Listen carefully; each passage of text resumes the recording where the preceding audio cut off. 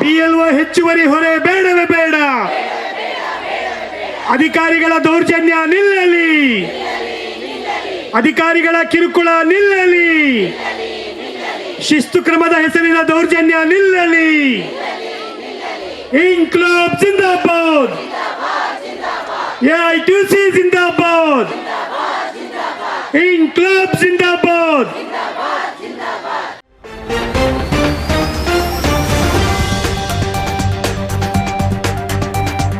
ಬೇಕೇ ಬೇಕು, ಬೇಕೇ ಬೇಕು. ಎಲ್ಲಿವರೆಗೆ ಹೋರಾಟ, ಎಲ್ಲಿವರೆಗೆ ಹೋರಾಟ. ರಾಜ್ಯ ಅಂಗನವಾಡಿ ಕಾರ್ಯಕರ್ತರ ಹೋರಾಟ ಯಶಸ್ವಿಯಾಗಲಿ. AITUC ಅಂಗನವಾಡಿ ಕಾರ್ಯಕರ್ತರ ಹೋರಾಟಕ್ಕೆ ಜಯವಾಗಲಿ. ನ್ಯಾಯ ನಮಗೆ, ಗೌರವಧನ ಹೆಚ್ಚಳ ನಮಗೆ, ಗೌರವಧನ ಹೆಚ್ಚಳ 10,000 15,000 ರೂಪಾಯಿ ಗೌರವಧನ ಹೆಚ್ಚಳ. ಗೌರವಧನ ಹೆಚ್ಚಳದ ಘೋಷಣೆ ಈ ಬಜೆಟ್ನಲ್ಲಿ ಆಗಲೇಬೇಕು.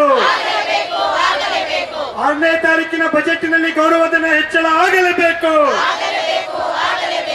ನಾವು 7 ವರ್ಷ ಆಯಿತು ಸೇರಿಕೊಂಡು ಕೆಲಸಕ್ಕೆ.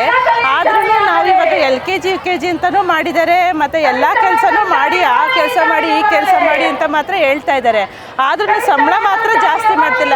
ಯಾವ ಕೆಲಸ ಬೇರೆಯವ್ರು ಮಾಡ್ತಾ ಇದ್ದಾರಲ್ಲ, ಬೇರೆ ಗೌರ್ಮೆಂಟ್ ವರ್ಕರ್ಸ್ ಮಾಡ್ತಾ ಇದ್ದಾರಲ್ಲ, ಅದಕ್ಕಿಂತ ಕಡಿಮೆ ಏನು ನಾವು ಮಾಡ್ತಾ ಇಲ್ಲ. ಬೆಳಗ್ಗೆ 6 ಗಂಟೆಯಿಂದ ಸಾಯಂಕಾಲ 10 ಗಂಟೆವರೆಗೂ ನಮ್ಮ ಆಫೀಸ್ ಕೆಲಸನೇ ಮಾಡ್ತೀವಿ.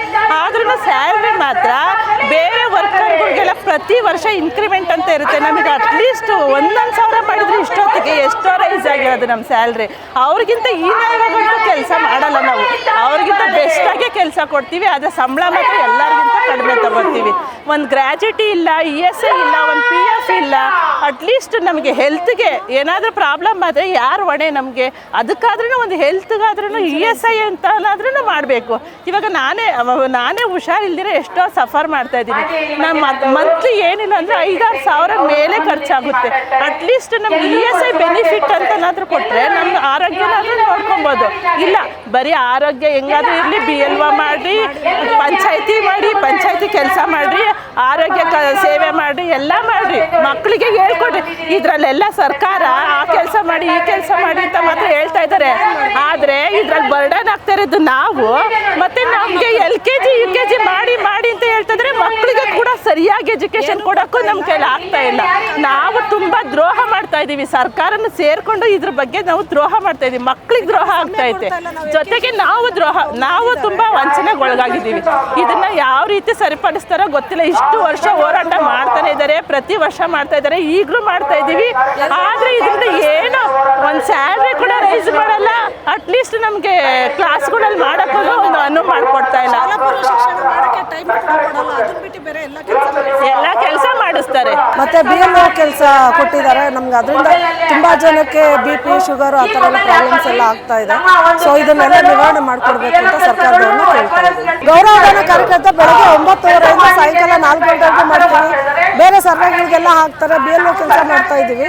ಸೊ ಇದನ್ನೆಲ್ಲ ಗಮನದಲ್ಲಿ ಇಟ್ಕೊಂಡು ನಮ್ಮನ್ನು ಒಂದು at least C grade D grade ನೌಕರರಾಗಿ ಪರಿಗಣಿಸಿ ನಮಗೆ ಒಂದು ಒಳ್ಳೆ ಸ್ಯಾಲ್ರಿ ಕೊಡಬೇಕು ಅಂತ ಕೇಳ್ಕೊಳ್ತೀನಿ. ನಾನು 13 ವರ್ಷದಿಂದ ಕೆಲಸ ಮಾಡ್ತಾ ಇದ್ದೀನಿ. ಇಲ್ಲಿ ಸುಮಾರು 150 ರೂಪಾಯಿ ಸಂಬಳದಿಂದನೂ ಕೆಲಸ ಮಾಡ್ತಾ ಇದ್ದಾರೆ. ಮೇಯ್ನಾಗಿ ಇಲ್ಲಿ ಆರೋಗ್ಯ ಸಮಸ್ಯೆ ತುಂಬ ಇದೆ. ಆರೋಗ್ಯದಲ್ಲಿ ತುಂಬ ತೊಂದರೆಗಳು ಕಾಣಿಸ್ಕೊತಾ ಇದೆ ಹೆಣ್ಮಕ್ಳಿಗೆ. ದಯವಿಟ್ಟು ಫಸ್ಟು ನಮಗೆ ESI ಸೌಲಭ್ಯ ಮಾಡಿಕೊಡ್ಬೇಕು. ಮತ್ತು ಇವಾಗ ನಮಗೆ ಬರ್ತಿರೋ ಸಂಬಳ 12,000 ಯಾವುದಕ್ಕೂ ಸಾಲ್ತಾ ಇಲ್ಲ ಸರ್.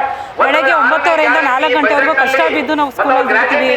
ಇವಾಗ ನಮ್ಗೆ ಅಷ್ಟು ಕಷ್ಟ ಬಿದ್ದು ಕೆಲಸ ಮಾಡಿದ್ರೆ ಎಲ್ಲ ರೈಟ್ ಜಾಸ್ತಿ ಆಗಿರೋದ್ರಿಂದ ನಮಗೆ ದಯವಿಟ್ಟು ಸಂಬಳ ಜಾಸ್ತಿ ಮಾಡಿಕೊಡ್ಬೇಕು ಅಂತ ಕೇಳ್ಕೊತೀನಿ. ನಮ್ಮ ಈ ವಿಡಿಯೋ ನಿಮಗೆ ಇಷ್ಟ ಆದಲ್ಲಿ ಲೈಕ್ ಮಾಡಿ, ಶೇರ್ ಮಾಡಿ, ಕಮೆಂಟ್ ಮಾಡಿ ಮತ್ತೆ ಸಬ್ಸ್ಕ್ರೈಬ್ ಮಾಡಿ.